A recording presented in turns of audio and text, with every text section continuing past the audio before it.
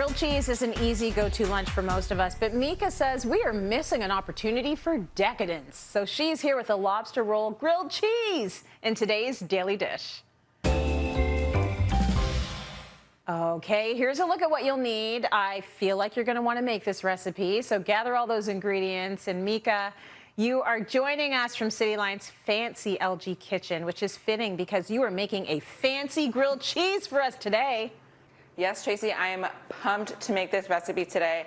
I used to live in Halifax, so I love a good lobster roll, and grilled cheese is like the ultimate comfort food, so why not make a hybrid? Oh, you were so lucky you lived in Halifax. I love, love, love that city. So that sounds beautiful, a great combination. How do we make it? So to get started, just go ahead and lightly toast your brioche. Brioche is delicious, but it's so soft, and we want it to hold up to our filling. And speaking of our filling, for our star, we're working with lobster today. And lobster kind of has this reputation of being a special occasion kind of protein. But a lot of fish markets and seafood counters are selling it pre-cooked already. So all you have to do is break it down. This is definitely part of the whole process of eating lobster, but I also know it's one of the reasons some people don't like to go down that road. You have to have the patience to crack through all of the shell. You know, for people like my daughter and my husband, it is worth the journey when you get that meat out at the end. But you got to take your time and work your way through it, right? Definitely, and it's actually a lot easier than a lot of people think. Like if you can see, I'm just gonna go through the tail here, and you'll notice when you're breaking down, so many juices will come out. And I love to reserve those juices to make a lobster stock. So just gonna chop this up roughly to put it in our filling. And I'm gonna use some of the juices in our filling as well. For our sauce today, we're working with basil, fresh basil, tarragon, and egg yolk only, garlic and lemon. And then for our oil, I'm gonna be using a light olive oil. So you can use light or regular olive oil or any light tasting oil. Tarragon is one of the more uncommonly used herbs, so if anyone at home isn't super comfortable working with it, it kind of has like a fennel licorice taste, and it works amazing with seafood. So you're gonna throw that all in a blender or a food processor until you get this super pretty sage green color and a creamy consistency. Lovely. And now to add to our lobster, I'm gonna go in with our ingredients. So we're working with super typical, classic lobster roll ingredients. Finely diced celery, which gives it a really nice crunch.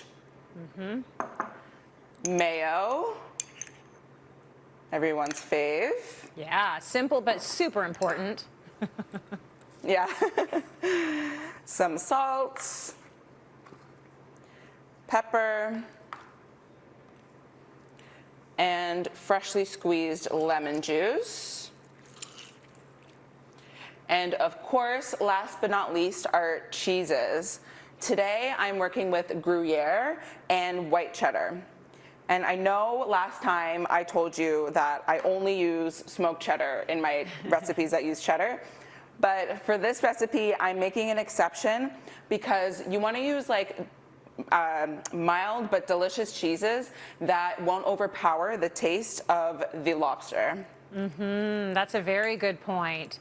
Because lobster, as much as it has a distinct taste, it's not that strong. You don't want to put a cheese in there that's just going to knock it right out, right? Especially if you're paying money for that lobster. Exactly. We definitely want to be able to taste the lobster. So now we're ready to make the grilled cheese. So we're putting that baby in the pan. So I'm just gonna turn up the heat on here and melt some butter in a non-stick pan. So I'm gonna add some extra cheese just on the bottom so it melts really nicely. And then our filling.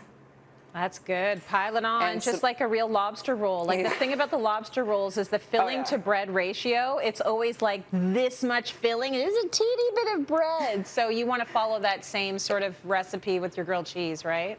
Definitely, like it's gonna be messy when you eat it, and that's the best part. Yeah. I'm gonna add a little bit of extra cheese as well, and then press this down, and we'll bring it over to our melted butter.